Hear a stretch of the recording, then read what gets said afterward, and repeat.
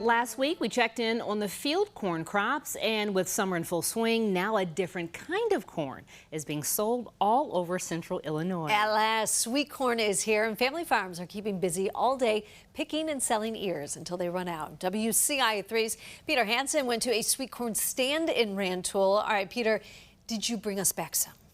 Jennifer, I was tempted. I did think about bringing some back for everybody, but I ended up not doing so. What I will say is that in the 30 minutes I was there, the stand, there wasn't a single moment that someone else wasn't ordering a dozen or more ears of corn.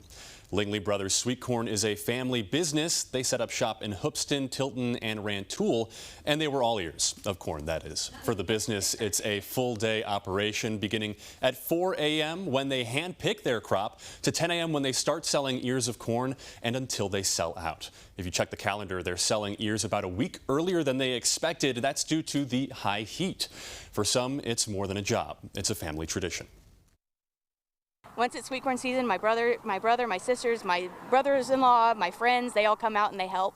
So it's a lot of fun going out and spending extra time with the people that I care about. There's a lot of inside jokes and memories that are made, and they get quoted for years on end.